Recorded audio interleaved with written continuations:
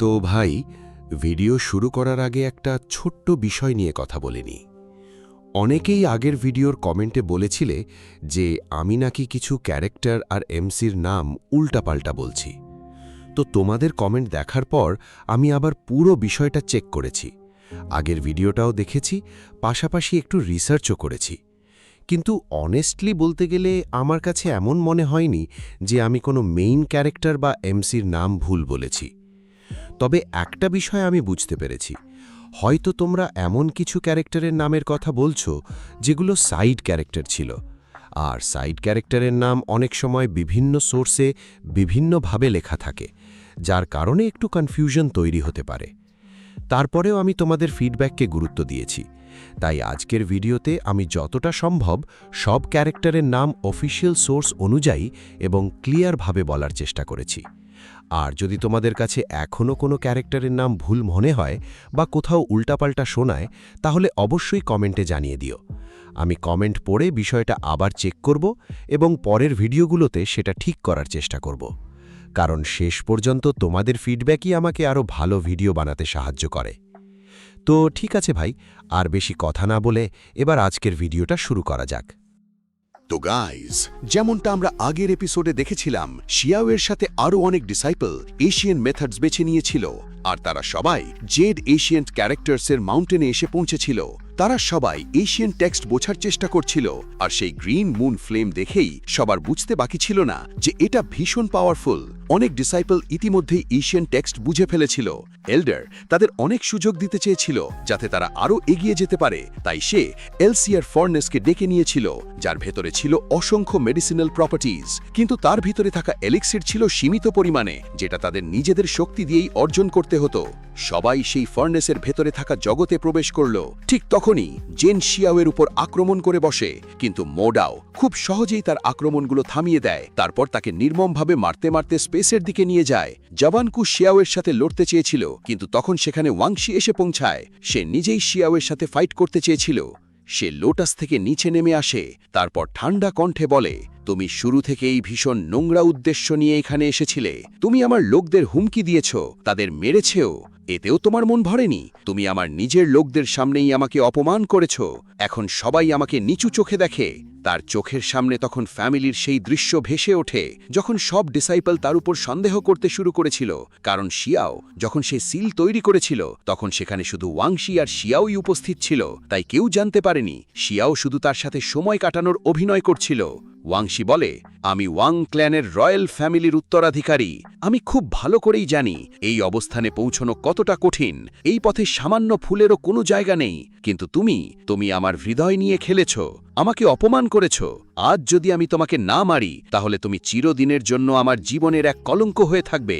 আজ আমি আমার সেই দয়ার শৃঙ্খল কেটে ফেলব আর তোমাকে শেষ করে দেব। তারপর সে শিয়াওকে জিজ্ঞেস করে, তুমি আসলে কে? কিন্তু শিয়াও এটা জানায় না যে সে হুয়াং, বরং শান্ত গলায় বলে, তুমি আমাকে শুধু একটা ওয়ার সার্ভেন্ট বলছো, কিন্তু তুমি নিজেই তো বলেছিলে আমরা ভালো বন্ধু, আর আমি তোমার জীবনও বাঁচিয়েছিলাম। ওয়াংশি রাগে ফেটে পড়ে, আমি না থাকলে তুমি কখনোই টিয়ানশি একাডেমিতে প্রবেশ করতে পারতে না। আমিই তোমাকে আমার পর। ওয়াংশি নিজের ডাও ফ্লাওয়ারের সাথে ডার্ক ফেয়ারি গোল্ডেন সোয়ার্ড বের করে আনে, যেটা ওয়াং ফ্যামিলির এনশিয়েন্ট সোয়ার্ড ছিল। সোয়ার্ড বের হওয়ার সাথে সাথেই তার অ্যাবিলিটি এতটাই বেড়ে যায় যে সে বিদ্যুতের গতিতে মুভ করতে শুরু করে, আর তারপরই সে ক্রিউয়ের কেওস অ্যাক্টিভেট করে ফেলে। আশেপাশের সব ডিসাইপল সেই সোয়ার্ডের ধার দেখে হতবাক হয়ে যায়। তারা বলে, ওয়াংশি সত্যিই অসাধারণ। সে যে টেকনিক অ্যাক্টিভেট করেছে সেটা এনশিয়েন্ট আর মডার্ন টাইমের তিনটে সবচেয়ে পাওয়ারফুল সোল টেকনিকের একটি। অথচ আজ পর্যন্ত কোনো জেনারেশনের ডিসাইপল এগুলোর মাস্টারি অর্জন করতে পারেনি, কিন্তু ওয়াংশি সেটা শিখে ফেলেছে। শিয়াও হালকা হেসে বলে, দেখে মনে হচ্ছে তুমি আমার সাথে লড়ার জন্য পুরো প্রস্তুতি নিয়েই এসেছ, আর তোমার ডিটারমিনেশনও স্পষ্ট। তাহলে আমি পিছিয়ে থাকব কেন? ঠিক তখনই সে নিজের মনস্ট্রাস পাম অ্যাক্টিভেট করে ফেলে, যেটা সে এশিয়ান টেক্সট বুঝে শিখেছিল। পাম অ্যাক্টিভেট হওয়ার সাথে সাথে চারপাশ কেঁপে ওঠে, কিন্তু ওয়াংশি একটুও ভয় পায় না। সে নিজের সোয়ার্ড তুলে সেই পামের দিকে ঝাঁপিয়ে পড়ে আর সেটাকে টুকরো টুকরো করে ফেলার চেষ্টা করে। প্রথম দুই আঘাতে পাম ভাঙেনি, কিন্তু তৃতীয় আঘাতে সেটা ছিন্ন ভিন্ন হয়ে যায়। যদিও সেই আঘাতের ধাক্কায় ওয়াংশি অনেক দূরে ছিটকে যায়। শিয়াও শান্তভাবে বলে, আমি অনেক এশিয়ান টেক্সট অধ্যয়ন করেছি, সেখান থেকেই এই ইনসাইট পেয়েছি, আর সেগুলো যাচাই করার জন্য আমার তোমাকে দরকার। হালকা উদ্বেগ দেখা যায়। বিয়ানু বিস্মিত হয়ে বলে, এই ছেলেটা সত্যিই ভীষণ পাওয়ারফুল, এত অল্প সময়ে এত ভয়ঙ্কর টেকনিক ব্যবহার করতে শিখে গেছে, আর আমার প্রত্যাশার চেয়েও অনেক বেশি ফিয়ার্স এনার্জি দিয়ে আক্রমণ করছে। ওয়াংশি দাঁত চেপে বলে, তুমি আমাকে আটকে রাখতে পারবে না। তারপর সে নিজের এয়ারি গোল্ডেন সোর্ড সত্যিই অসাধারণ, আর এটা তোমার সাথে একদম মানিয়েছে। কিন্তু দুর্ভাগ্যজনক ব্যাপার হলো, এটা আমার ইলেকট্রিক গোল্ডেন টেকনিকের কিছুই করতে পারবে না। এরপর সে আবারও মনস্ট্রাস পাম দিয়ে আক্রমণ করে, যেগুলো গোল্ডেন লাইটনিংয়ে মোড়া ছিল। ওয়াংশি তার সোর্ড দিয়েও সেগুলোকে ক্ষতি করতে পারছিল না।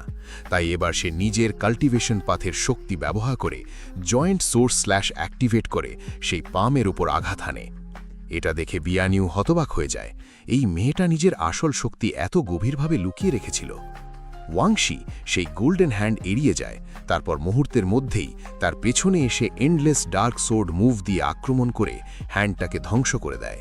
এরপর সোর্ড শিয়াওয়ের দিকে তাক করে ঠান্ডা কণ্ঠে বলে, আজ আমি তোমাকে শান্তির সাথে হত্যা করব। শিয়াও রাগে নিজের ভয়ঙ্কর অরা ছড়িয়ে আকাশে উঠে যায়, তারপর কুনপিং টেকনিক দিয়ে ওয়াংশির ওপর আক্রমণ চালায়। কিন্তু ওয়াংশি ঠিক সময় সরে যায়, ফলে কুনপিং পিছনের পাথরে আঘাত করে, আর মুহূর্তেই বিশাল বিস্ফোরণ ঘটে। ওয়াংশি এবার আরও জোরে আক্রমণ করতে শুরু করে, কিন্তু শিয়াও শুধু মুচকি হাসছিল, কারণ নিজের ট্রু পাওয়ার ব্যবহার না করেও সে খুব সহজে তার সাথে লড়াই করতে পারছিল। ওয়াংশি একের পর এক স্ল্যাশ মারতেই থাকে, কিন্তু শিয়াও প্রতিটা আক্রমণ এড়িয়ে যায়। সে নিজের দালু ইনমর্টাল স্যুট পর্যন্ত বের করেনি, শুধু খালি হাতেই ওয়াংশিকে ধরে একটা পাওয়ারফুল পাঞ্চ মারে, আর ওয়াংশি অনেক দূরে ছিটকে পড়ে। এরপর শুরু হয় তাদের ক্লোজ কমব্যাট ফাইট। অনেকক্ষণ লড়াই করার পরও ওয়াংশি শিয়াওকে দুর্বল করতে পারেনি, বরং সে নিজেই বারবার পিছিয়ে যাচ্ছিল। শিয়াও আবারও নিজের কুনপিং টেকনিক ব্যবহার করে, আর ঠিক তখনই ওয়াংশি পিক অ্যান্ড কেয়স টেকনিক দিয়ে অসংখ্য ডার্ক সোর্ড তৈরি করে ফেলে, যেগুলো একত্রিত হয়ে একটা জাইগ্যান্টিক সোর্ডে পরিণত হয়। কুনপিং আর সেই বিশাল সোর্ড একে অপরের সাথে সংঘর্ষে লিপ্ত হয়, আর মুহূর্তের মধ্যেই এক ভয়ঙ্কর বিস্ফোরণের সাথে দুটো ট্রেজারি ধ্বংস হয়ে যায়। শিয়াও গভীর দৃষ্টিতে ওয়াংশির দিকে তাকিয়ে বলে, তোমাদের এনশিয়েন্ট ওয়াং ফ্যামিলির ক্ল্যান ট্রেজার সত্যিই তাদের রেপুটেশন অনুযায়ী অসাধারণ। ওয়াংশি নিচে নেমে আসে, তারপর রাগে কাঁপতে কাঁপতে বলে, এই মিষ্টি মিষ্টি কথা বলা বন্ধ করো। ঠিক এর পরেই সে নিজের ডার্ক সোর্ডকে জোরে মাটিতে আঘাত করে। কেয়স এনার্জির সাহায্যে সে নিজের ধর্মা বডি অ্যাক্টিভেট করে ফেলে, আর এখন সে সেই বডিটাকে সরাসরি নিজের শরীর দিয়ে কন্ট্রোল করছিল। মুহূর্তের মধ্যেই হাজার হাজার সোর্ড একসাথে শিয়াওয়ের উপর আক্রমণ শুরু করে দেয়। শিয়াও দ্রুত পিছিয়ে যেতে থাকে, আর একের পর এক সোর্ড অ্যাট্যাক ঠেকাতে থাকে। কিন্তু ধীরে ধীরে তার আর কোনো পথ খোলা থাকেনি, তাই শেষ পর্যন্ত সে 6 পাথ রিইনকার্নেশন অ্যাক্টিভেট করে ফেলে। সাথে সাথে 6টি স্ক্রোল বাইরে বেরিয়ে আসে, আর হেভেনলি চেইনস ব্যবহার করে শিয়াও ওয়াংশির ধর্মা বডিকে বেঁধে ফেলে। সে ঠান্ডা গলায় বলে, তোমার এই ছোটখাটো টেকনিক আমার বিরুদ্ধে কাজ করবে না, তাই কোনো রিয়েল স্কিল দেখাও। যদি তোমার কাছে নতুন কিছু না থাকে, তাহলে তোমার জেতার কোনো সুযোগই নেই। এরপর সে গডেস লিউয়ের ওয়াইন দিয়ে ওয়াংশির ওপর আক্রমণ শুরু করে। ওয়াংশি সেগুলো এড়ানোর চেষ্টা করলেও শেষ পর্যন্ত ব্যর্থ হয়। ওয়াইনগুলোর আঘাতে সে ভয়ঙ্করভাবে মাটিতে পড়ে যায়। আশেপাশের ডিসাইপলরা হতবাক হয়ে যায়। ফিয়ারি গড সত্যি ধরা পড়েছে, তাও আবার এই ছেলেটার হাতে। ওয়াংশি সেই ওয়াইন কেটে ফেলার চেষ্টা করে, কিন্তু সফল হয় না। তাই সে নিজের 3 ফ্লাওয়ার অ্যাক্টিভেট করে ফেলে। সাথে সাথে লিউ ওয়াইন ছিন্ন ভিন্ন হয়ে যায়, আর তারপরই সে নিজের Ji Long Yen ultimate technique activate করে। টেকনিক অ্যাক্টিভেট হওয়ার সাথে সাথে তার প্যালেসও প্রকাশ পায়। ওয়াংশি গভীর কণ্ঠে বলে, তুমি আমাকে এই টেকনিক ব্যবহার করতে বাধ্য করেছ, আর এখন সময় এসছে তোমাকে চিরতরে শেষ করে দেওয়ার। শিয়াও হালকা হাসে, তোমার কি মনে হয় শুধু তোমার কাছেই স্পিরিচুয়াল বডি আছে? এরপর সেও নিজের কুনপিং আর গডেস লিউ স্প্লিট অ্যাক্টিভেট করে ফেলে। কুনপিং সরাসরি সেই ড্র্যাগনের দিকে ঝাঁপিয়ে পড়ে, তারপর সেটাকে মাঝখান থেকে চিরে ফেলে। 2 টেকনিক একে অপরের সাথে সংঘর্ষে লিপ্ত হয়ে শেষ পর্যন্ত একসাথেই ধ্বংস হয়ে যায়। এমন ভয়ঙ্কর যুদ্ধ দেখে স্টুডেন্টরা ভয়েও কাঁপছিল, আবার বিস্মিতও হচ্ছিল। তারা বিশ্বাসই করতে পারছিল না একটা ফেরিকে তার নিজের সার্ভেন্ট এভাবে চেপে ধরতে পারে। তার কাছে ক্রিয়েশন ট্রিকও আছে। কিং তখনই বুঝে যায় এ আসলে শিয়াওই, কারণ শুধু শিয়াওয়ের কাছেই কুনপিং টেকনিক ছিল। ফেয়ারি ইউচ্যানও বুঝে যায় গডেস ভিলো আর কুনপিং টেকনিক শুধু শিয়াওয়ের কাছেই থাকতে পারে। ধারণা করেছে এটা ভীষণ পাওয়ারফুল, শুধু আমাদের অপমান করার জন্যই এটা আমার ব্যাটেল সার্ভেন্ট হয়েছিল। আমি একে কখনো ক্ষমা করব না। এরপর সে নিজের প্রাইমোরিয়াল স্পিরিট বের করে আনে আর সোল টেকনিক অ্যাক্টিভেট করতে শুরু করে। শাও সঙ্গে সঙ্গে বুঝে যায় সে নিজের সর্টকে আরও ধারালো করছে। ওয়াংশি ইতোমধ্যেই ইউভাস এমব্রো অ্যাক্টিভেট করে ফেলেছিল। সেই প্রাইমোরিয়াল স্পিরিট একসাথে অসংখ্য পাওয়ারফুল স্ল্যাশ দিয়ে শাওয়ের ওপর আক্রমণ চালায়। ওয়াংশি চিৎকার করে বলে, এবার তুমি নিজের আসল অবস্থান বুঝতে পারবে, তোমার অহংকার আজ শেষ হয়ে যাবে। কিন্তু শাও শুধু নিজের পাম দিয়েই সব আক্রমণ থামিয়ে দেয়। তারপর সে অবশেষে হ্যান্ড অফ গড অ্যাক্টিভেট করে ফেলে। শুধু তাই নয়, এশিয়ান টেক্সট থেকে শেখা কুনপিং ধার্মা রিইনকারনেশন মেথডও সে সেই গড হ্যান্ডের সাথে মিশিয়ে দেয়। ফলে গড হ্যান্ডের ক্ষমতা কয়েক গুণ বেড়ে যায়। কিন্তু ওয়াংশি এখনও হার মানতে রাজি ছিল না। তাই শাও নিজের সুপ্রিম বোনের থার্ড সুপার ন্যাচারাল পাওয়ারও সেই গড হ্যান্ডের সাথে মিশিয়ে দেয়।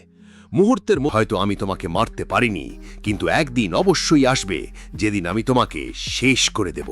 তখন শিয়াও নিজের কুনপেং উইংস অ্যাক্টিভেট করে আকাশে উঠে যায়। সে ধীরে ধীরে বলে, এখন সময় এসেছে তোমাকে বুঝিয়ে দেওয়ার আমি আসলে কে, আর তোমার সামনে দাঁড়িয়ে থাকা ব্যক্তি কতটা মহান। এরপর সে কুনপেংয়ের সাথে গডেস নোয়া ট্রি অ্যাক্টিভেট করে আর শুধু একটা চুটকি বাজায়। মুহূর্তের মধ্যেই সে নিজের আসল রূপে ফিরে আসে। শাওয়ের প্রকৃত চেহারা সবার সামনে প্রকাশ পায় আর মাটি ফুঁড়ে বেরিয়ে আসে তার ট্রু গড বডি। সব ডিসাইপল একসাথে চমকে ওঠে, ওয়াং! ওয়াং! তারা অবিশ্বাসের সাথে বলতে থাকে, যাকে ওয়াংশি নিজের ব্যাটল সার্ভেন্ট ভাবছিল সে আসলে 3000 স্টেটের ওয়াং। আমরা তো ভেবেছিলাম সে অ্যাসিয়ান মাইনে মারা গেছে, কিন্তু সে বেঁচে ছিল। শিয়াও চারপাশে তাকিয়ে বলে, তোমরা ঠিকই ধরেছ, আমি ওয়াং। এখন এখানে আর কে আছে যে আমার সাথে লড়তে চায়? সে সবার সামনে এক খোলা চ্যালেঞ্জ ছড়ে দেয়। আর ঠিক এখানেই এই এপিসোড শেষ হয়ে যায়। সব ডিসাইপল ভীষণ অবাক হয়ে যায়, কারণ সেই ওয়াং। শিয়াও নিচে নেমে আসে। সবাই নিজেদের মধ্যে কথা বলছিল, ওয়াং সত্যি অনেক বেশি হ্যান্ডসাম। আমরা তো ভেবেছিলাম সে কোনো বিশাল শক্তিশালী রুক্ষ মানুষ হবে। সে ওয়াংশিকে হারিয়ে দিয়েছে। আমরা তার সম্পর্কে যা শুনেছিলাম সব সত্যি। শিয়াও এবার নিজের গড স্লিভ ব্রাঞ্চের সাহায্যে ওয়াংশিকে বেঁধে ফেলে, যার কারণে সে একটুও নড়তে পারছিল না। বিয়ান ইউ এতে ভীষণ খুশি হয়। সে শিয়াওয়ের কাছে এসে বলে, ওয়াং, কেননা তুমি ওয়াংশিকে জিজ্ঞাসাবাদের জন্য আমার কাছে ছেড়ে দাও। তোমার যে কোনো এক্সচেঞ্জ শর্ত আমি মেনে নেব। এর বদলে তুমি আমার কাছে যা চাইবে আমি দেব। শিয়াও বলে, আমার চাই Asian heavenly technique, 10 evil treasure technique, অথবা ওয়াং ফ্যামিলির সেই সিক্রেট কেওটিক পিউরিফিকেশন আর্ট। যদি তুমি এগুলো দিতে রাজি থাকো, তাহলে আমি এখনই ওয়াংশিকে তোমার হাতে তুলে দেব। ওয়াংশি রাগে ফেটে পড়ছিল, কিন্তু সে নিজেকে ছাড়াতেই পারছিল না। মিয়ানিও বলে, সত্যি বলতে আমিও ওয়াং ফ্যামিলির কেওটিক পিউরিফিকেশন আর্ট নিয়ে বেশ আগ্রহী। তারপর সে তার কানের কাছে গিয়ে একটা সিক্রেট বলে দেয়, আমরা ওকে নিলামে তুলতে পারি, এর বদলে অসংখ্য ট্রেজার পাব। এটা শুনে ওয়াংশি প্রচণ্ড রেগে যায়। সে চিৎকার করে বলে, তোমরা কি মানুষ পাচারকারী নাকি? আমাকে নিলামে তুলতে চাও? ঠিক তখনই তারা এল্ডারের কণ্ঠ শুনতে পায়। এল্ডার বলেন, নিজেদের সহপাঠী ডিসাইপলকে বিক্রি করা অত্যন্ত লজ্জাজনক কাজ।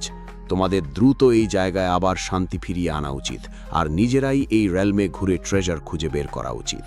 বিয়ানিউ হতাশ হয়ে পড়ে, কারণ এখন তারা ওয়াংশিকে আর বিক্রি করতে পারবে না। সে এরপর ট্রেজার খুঁজতে সেখান থেকে চলে যায়। শিয়াও এল্ডারের কথা মেনে ওয়াংশিকে ছেড়ে দেয় আর মোডাওকে সঙ্গে নিয়ে সেখান থেকে বেরিয়ে যায়। ওয়াংশি তখনও রাগে ফুঁসছিল। এখানে শিয়াও পেল রেলমের ভেতরে প্রবেশ করেছিল। এরপর আমাদের 3 দিন পরের দৃশ্য দেখানো হয়। শিয়াও তখন একটা কেভের ভেতরে ছিল আর অনেকক্ষণ ধরে কাল্টিভেশন করছিল। কেভের বাইরেটা সিল করা ছিল আর বাইরে মোডাও পাহারা দিচ্ছিল, যেন শিয়াওয়ের কাল্টিভেশনে কোনো বাধা না আসে। সেই গুহার ভেতরে একটা এলেক্সার ফার্নেসের অবশিষ্ট ডিভাইন স্প্রিং আর অমৃত পড়েছিল। শিয়াও সব বেলস সংগ্রহ করে নিয়েছিল, কারণ সে সেগুলোর সাহায্যে নিজের লেভেল বাড়ানোর চেষ্টা করছিল। সে মনে মনে ভাবে, ইমর্টাল পিল আর হোলি স্প্রিং ওয়াটারের সাহায্যে আমার পুরো সুযোগ আছে নিজের লেভেল বাড়ানোর। সে ফার্নেসের ওপরে বসে পড়ে, সমস্ত পিলস ফার্নেসের ভেতরে মিলিত হয়ে তার শরীরে এনার্জি ট্রান্সফার করতে শুরু করে। এটা ছিল ভয়ঙ্কর মেডিসিনাল পাওয়ার, যার কারণে শিয়াও অসাধারণ অনুভব করছিল। সে বলে, এশিয়ান ইমর্টাল টেস্টে ডাও রুল নেই, না হলে এতক্ষণে আমার শরীর এই এনার্জিতে চূর্ণ বিচূর্ণ হয়ে যেত। সে এশিয়ান টেক্সটস থেকে যে মেথড শিখেছিল তার সাহায্যে নিজের শরীরে অজস্র অ্যাকিউপাংচার পয়েন্ট তৈরি করে ফেলে। সেই এনশিয়েন্ট ইমর্টাল মেথড তার শরীরে হেভেন অ্যান্ড আর্থের ডাও প্রিন্সিপাল টেনে আনছিল, যার ফলে তার সমস্ত মেরিডিয়ান্সে এনার্জি প্রবাহিত হচ্ছিল। আর তার কাছে থাকা সব ট্রেজার টেকনিক তার বডি পার্ট আর জয়েন্টগুলোকে আরও শক্তিশালী করে তুলছিল, যেন সেগুলো তার শরীরের সাথে সম্পূর্ণভাবে ফিউজ হয়ে যাচ্ছে। ধীরে ধীরে শিয়াওয়ের শরীর থেকে এক বিশাল ম্যাজেস্টিক অরা বের হতে শুরু করে। বাকি পিলসগুলোকেও সে ফার্নেসে ফেলে দেয় আর তাদের এনার্জি অ্যাবজর্ব করতে থাকে। তার ব্রেক থ্রু এখন প্রায় সম্পূর্ণ হওয়ার পথে। হঠাৎ ভয়ঙ্কর এনার্জি তার শরীর থেকে বেরিয়ে হেভেনের দিকে উঠে যায়, যা এক ভয়ঙ্কর ফেনোমেনন তৈরি করছিল। আকাশে একসাথে ড্র্যাগন আর ফিনিক্স দেখা যাচ্ছিল। এই দৃশ্য দেখে মাও ডাও পর্যন্ত হতবাক হয়ে যায়।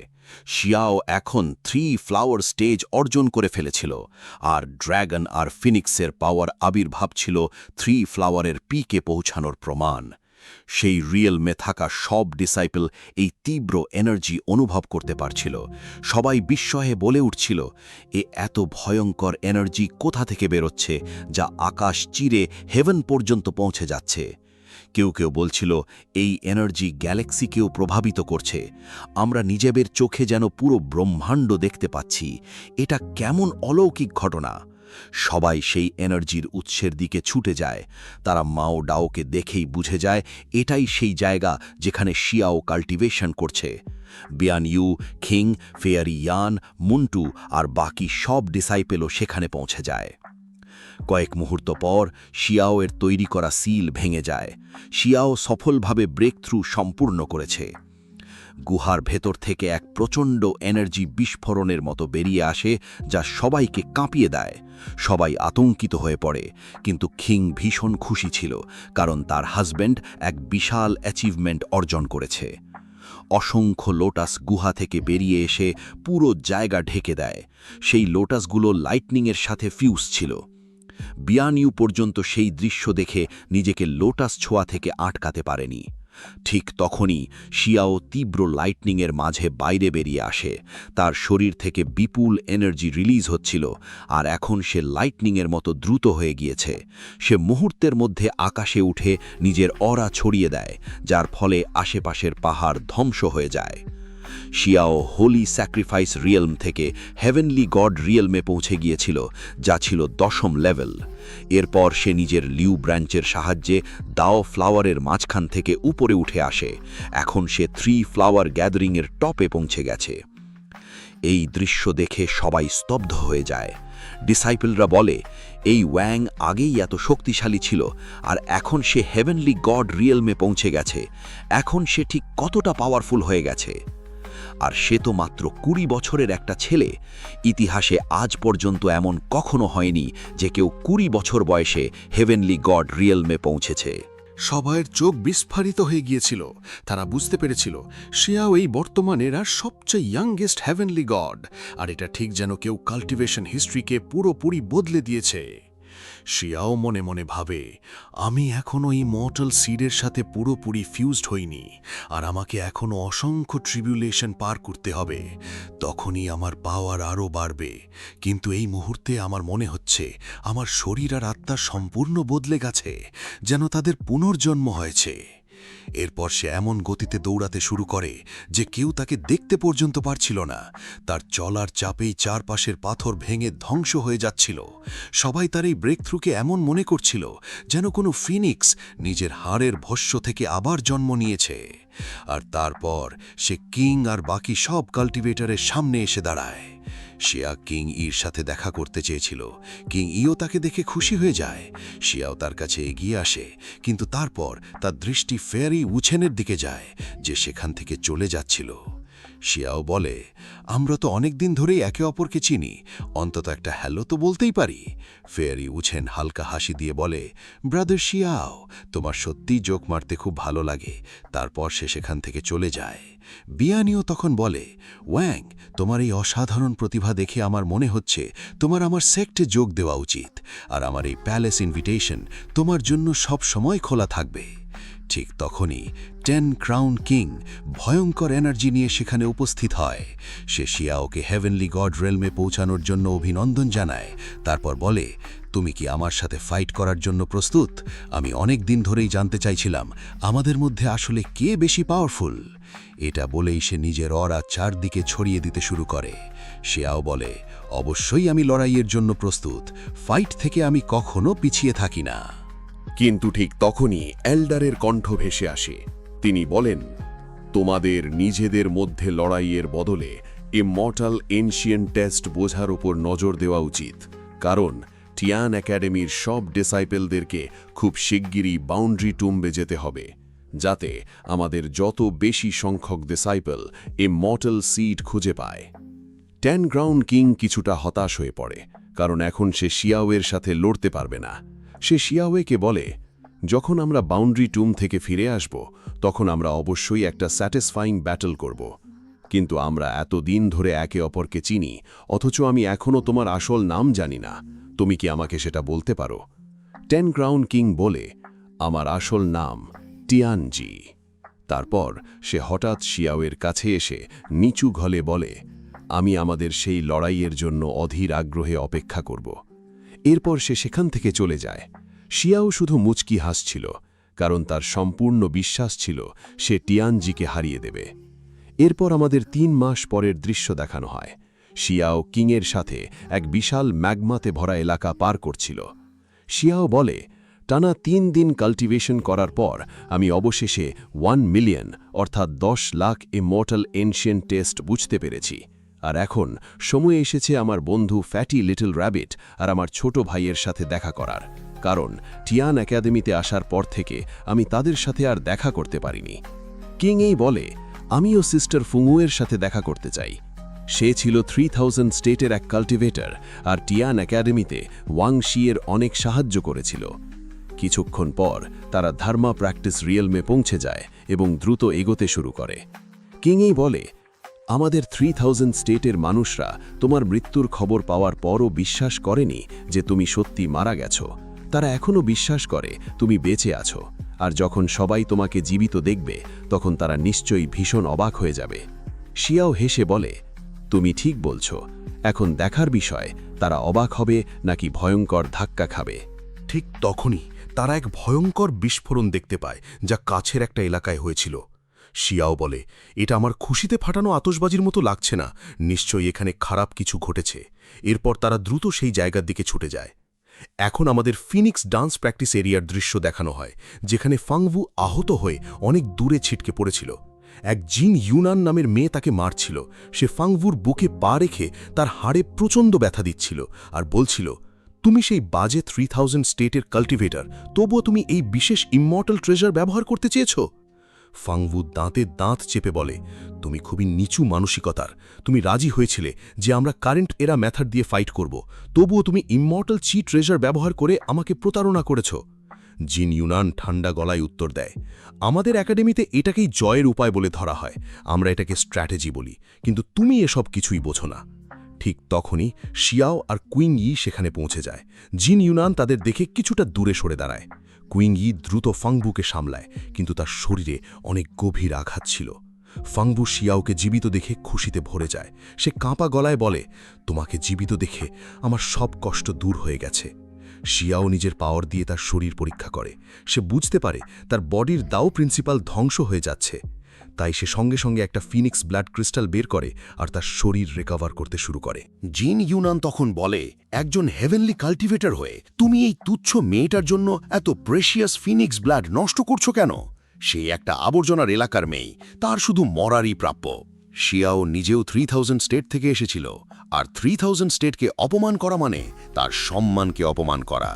সে ধীরে ধীরে মাথা তোলে, তারপর বলে, তুমি কাকে আবর্জনার জায়গা বলছো? জিন ইউনান ঠোঁট বাঁকিয়ে বলে, আমি সেই 3000 ডাও স্টেটের কথাই বলছি। ওখানকার সব মানুষই আবর্জনা, বুনো শুকরের মতো, যারা সব জায়গায় নাক গলাতে চলে আসে, অথচ জানেই না তাদের জীবন আর মৃত্যু কার হাতে রয়েছে। শিয়াও ইতিমধ্যে ফেঙ্গুকে জিক করে ফেলেছিল। তারপর সে ধীরে ধীরে নিজের অরা ছড়িয়ে দিতে শুরু করে, যার ফলে জিন ইউনান ভয় পেয়ে যায়। শিয়াও বলে, আমি নিজেও সেই 3000 স্টেটের মানুষ, আর এখন তুমি বুঝবে আমাদের সাথে শত্রুতা করার ফল কি হয়। এরপর সে লেজার আই টেকনিক ব্যবহার করে তার ওপর আক্রমণ করে। জিন ইউনান সেই আক্রমণের সামনে একদমই টিকতে পারেনি, আর সঙ্গে সঙ্গে এক ভয়ঙ্কর বিস্ফোরণ ঘটে যায়। আর ঠিক এখানেই এই এপিসোড শেষ হয়ে যায়। ওকে গাইজ, আজকের ভিডিও এখানেই শেষ করছি। So see you in the next video and thanks for watching.